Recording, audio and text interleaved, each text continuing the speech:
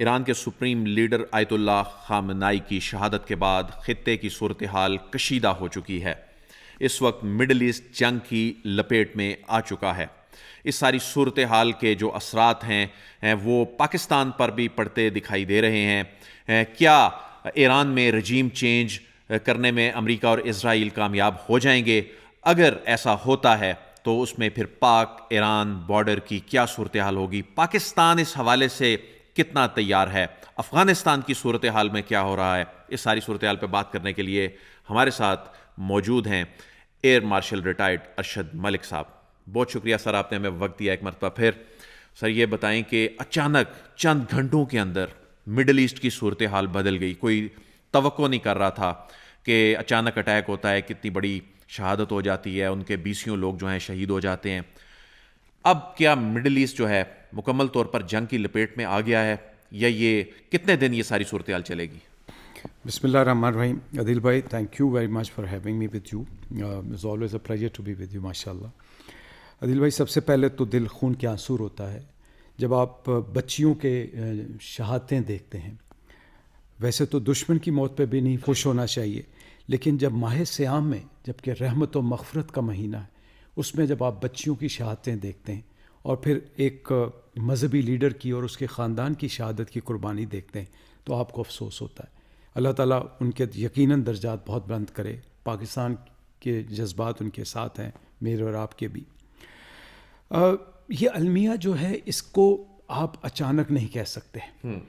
مجھے صرف افسوس یہ ہوتا ہے کہ دیکھیں، یہ اگر آپ نے وہ عمان کے وزیر خارجہ کی تقریر دیکھی ہو، ان کے ایک سفارتکار کا بڑا مشہور بیان چل رہا ہے سوشل میڈیا پہ، جس طرح سے لمحہ بلمحہ بتایا کہ جنوری سے لے کے 26 فروری تک حالات بہت پازیٹیو جا رہے تھے. اور یہ شاید واحد موقع تھا جس میں ایرانین سائیڈ نے فرسٹ ٹائم ایکسیپٹ کیا کہ ہم یورینیم کی انریچمنٹ کو بھی ریویو کریں گے اور اس کو سٹوریج تو بالکل نہیں کریں گے. وہ کہہ یہ رہے ہیں عمان کے وزیر خارجہ اور ان کے جو سفارتکار ہیں، وہ یہ کہہ رہے ہیں کہ فرسٹ ٹائم اتنی زیادہ کنسیشنز ایران جو تھا وہ کرنے کو تیار ہو رہا تھا، which was a big break through. Now Oman کو آپ جانتے ہیں مجھ سے بہتر، اس کو سوئٹزرلینڈ کہا جاتا ہے. اب پچھلے دنوں جب قیدیوں کی رہائی ہوئی تھی، اس میں بھی عمان کا رول تھا.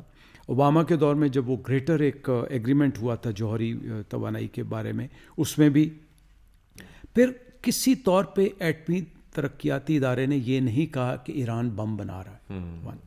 سیکنڈ، آپ ایک اور غور طلب بات یہ دیکھیں کہ آپ ہی کہتے ہیں کہ ہم نے ان کی ایٹمی صلاحیت بنانے کی جو صلاحیت ہے اس کو تباہ کر دیا، یا اتنا ڈیمیج کر دیا کہ وہ اپنے پاؤں پہ کھڑے نہیں ہو سکتے. بلکہ یہ کہا کہ وہ جو شخص یہ کہہ رہا ہے کہ ان کی ایٹمی صلاحیت تباہ نہیں کی، وہ جو B-2B بمبار جو ہیں طیارے آ کر انہوں نے تباہی کی، انہوں نے کہا وہ جھوٹ بول رہا ہے جو یہ کہے گا کہ ہم نے ان کو ختم نہیں کیا. پھر 26 فروری کو امریکہ کا ایک اعلیٰ ترین عہدیدار جو موجود ہے مذاکرات میں، وہ باہر آ کے کہتا ہے کہ we are heading towards positivity. دیکھیں، یہ بات ماننے کی ہے، اور مجھے اور آپ کو یہ تسلیم کرنا چاہیے کہ اس کے پیچھے صہیونی اور استعمارات سوچ ہے.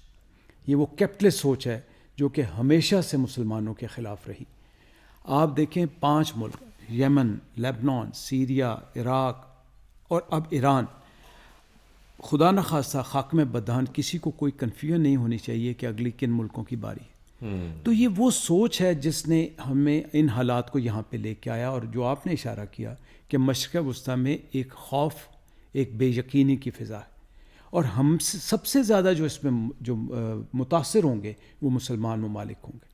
لیکن کیا یہ مسلمان ممالک اس وقت نہیں سوچ رہے تھے جب یہ اپنے اڈے دے رہے تھے، اور جب یہ اب بھی آنکھیں بند کر کے بیٹھے ہوئے ہیں، اور کیا انہیں اندازہ نہیں ہے کہ آگے کیا پکچر جو ہے وہ بنتی دکھائی دے رہی ہے؟ یہ اتنے کیئرلیس کیسے ہو سکتے ہیں؟ عدیل بھائی، جب آپ کی ذاتیات قومی اور امت کے جذبے پہ آ جائیں پھر آپ کو یہ سوچ نہیں آتی.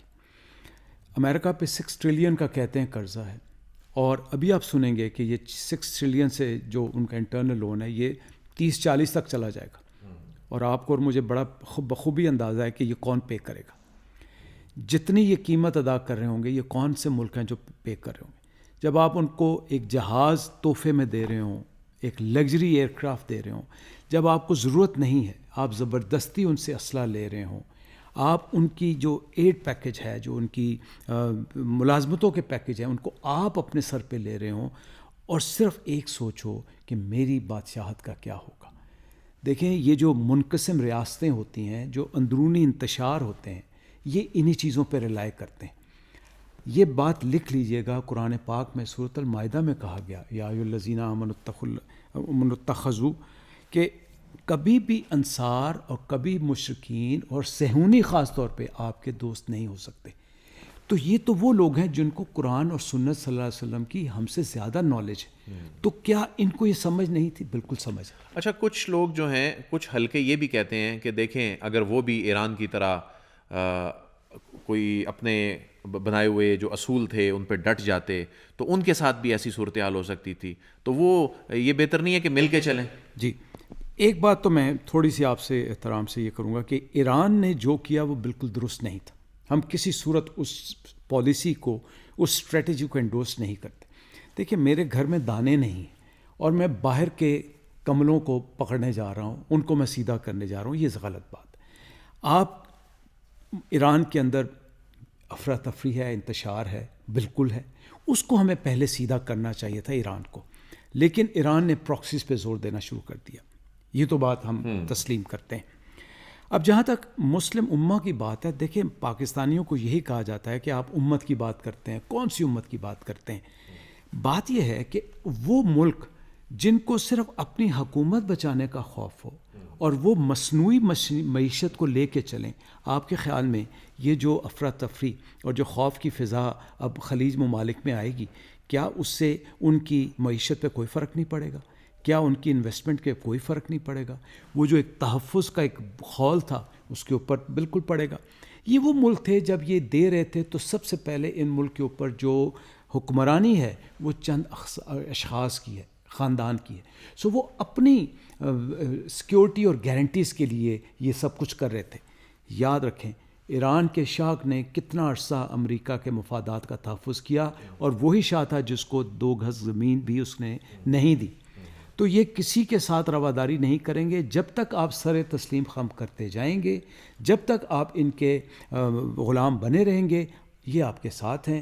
جس دن ان کی کورس کریکشن آئی، جس دن ان کے مفادات کا ٹکراؤ ہوا، آپ کے لیے ان کے پاس کوئی جگہ نہیں. 2 بڑے ملک، 2 بڑی طاقتیں، چین اور روس، یہ ساری صورتحال خاموشی سے دیکھ رہے ہیں. حالانکہ خطے میں ہونے والی جو ڈیولپمنٹس ہیں یہ کہیں نہ کہیں ان پر بھی اثر انداز ہوں گی. ان کی اس اسٹریٹجی کو آپ کیسے دیکھتے ہیں؟ میں آپ کی بات سے پہلے اتفاق کرتے ہوئے بتاؤں گا کہ یہ جو المیہ ہے یہ خلیج کا المیہ نہیں، یہ ایک عالمی منظرنامہ ہے جس کو امپیکٹ ہونے جا رہا ہے اور جس پہ امپیکٹ آئے گا. آپ نے یوکرین کی وار دیکھی، اس میں جب جنگ ہوئی تو ایک فروٹ باسکٹ کا سسٹم تھا، ایک گرین سسٹم تھا جو کہ ڈسٹرب ہوا. اب آپ بات کر رہے ہیں اسٹریٹ آف ہومس کی، جہاں سے بہت بڑی فیول کی سپلائی جاتی ہے، ٹریڈنگ لینس ہیں، گیس کی سپلائی جاتی، اور سب سے زیادہ انحصار one of the biggest countries is China. So پہلے تو اس بات کو ہم کلیئر کر لیں کہ اس کا عالمی منظرنامے پہ اثر آئے گا. 1 سیکنڈ، دیکھیں چین اور روس میں جو اب پرابلم ہے وہ یہ ہے کہ they have never been aggressive, they have been going very soft.